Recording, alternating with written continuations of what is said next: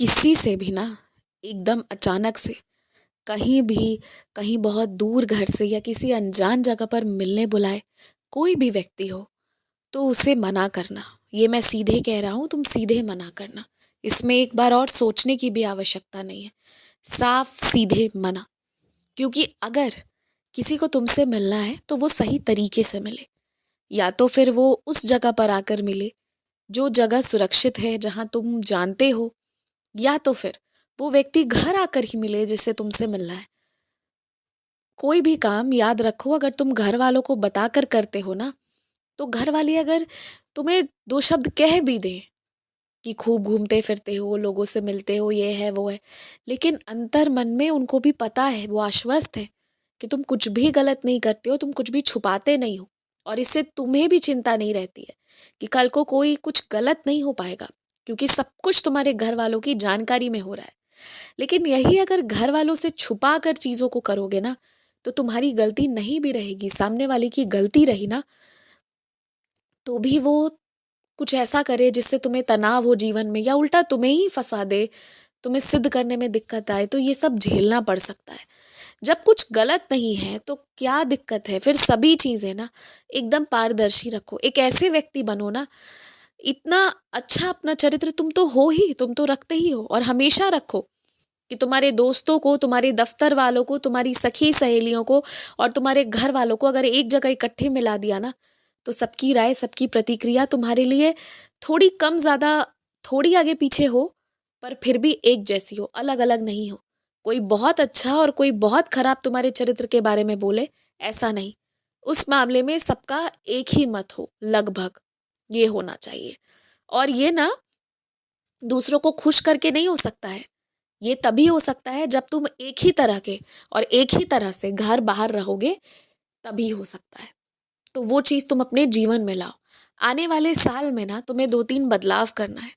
तुम्हें झूठ बिल्कुल नहीं बोलना है, क्योंकि ये चीज मैंने तुम्हें इस साल भी याद दिलाई थी और तुमने बहुत हद तक पालन भी किया, लेकिन बीच में आकर फिर से तुम ये भूल गए।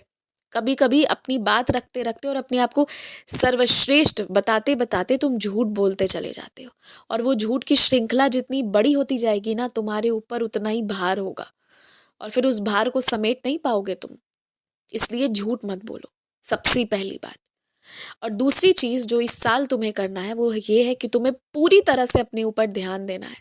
और कोई भी चीज अगर शुरू करने बैठोगे ना, तो शुरुआत सबसे मुश्किल होता है, लेकिन उसी जगह पर आलस्य किए बिना बस शुरू कर देना है, बाकी आगे मैं सब संभाल लूंगा। एक आदत और तुम्हें ठीक करना है, जो तुमने कुछ हद तक ठीक भी की है। बिना मतलब फालतू की चीजें नहीं खरीदनी है। तुम अक्सर सस्ते सामान खरीदने की वजह से गलत सामान लेकर आते हो, और फिर वो तुम्हें किसी और को जबरन तोहफा देना पड़ता है। क्या सच में तुम्हारी इच्छा रहती है तोहफा देने की? बिल्कुल नहीं। और तुम किसी ऐसे व्यक्ति को तोहफा देते हो जिसे तुम बिल्कुल पसंद नहीं करते हो। तो ये सब क्यों कर रहे हो? जब भी कोई सामान लो, एकदम खर्च करो, खर्च करने में डरो मत। खर्च करो जब कोई सामान लेने जाओ तो, पर सोच समझ कर लो। हर एक चीज सस्ता लेने के उस श्रृंखला में तुम गलत सामान खरीद लेते हो अक्सर, और फिर वो चीज तुम्हें किसी को देना ही पड़ जाता है। और इस तरह से ना इस साल तुम्हारा अच्छा खासा नुकसान हुआ है, खासकर कपड़ों की खरीदारी में। तो अब खरीदारी थोड़ी सोच समझकर तुम्हें करनी है, ये चीज भी गांठ बांध लो। रात के वक्त खासकर ध्यान रखो कि जब तुम्हें कोई भी आवाज सुनाई दे रही है, कोई भी गतिविधि समझ में आ रही है, जब उसे और कोई टोक नहीं रहा है, तो तुम्हें भी नहीं टोकना है। विशेषकर रात के वक्त ना तुम हनुमान चालीसा अपने सिरहाने रखो या मेरी सच्चरित रखो और सो जाया करो।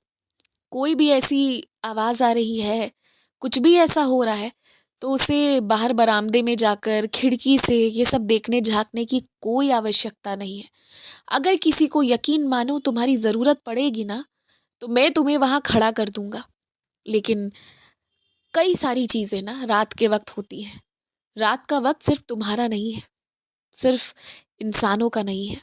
तो इसलिए बाहर झांको, देखो मत वो चीजें जिससे तुम्हारा कोई लेन देन नहीं है। तुम सोचो तुम्हारे अलावा इतने लोग वहां रहते हैं, कोई नहीं जाता, तो तुम क्यों जाओगे?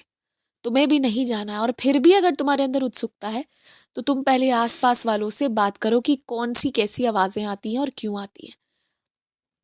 और जब वो सब स्पष्ट हो जाए, समझ में आ जाए, उसके बाद आगे कुछ भी सोचना। और मैं तुमसे यही कहूंगा कि तुम्हारी बहुत अच्छी नीयत है मदद करने की, सारी बातें ठीक है, लेकिन अपनी सुरक्षा को भी तुम्हें ही ध्यान पे रखना है।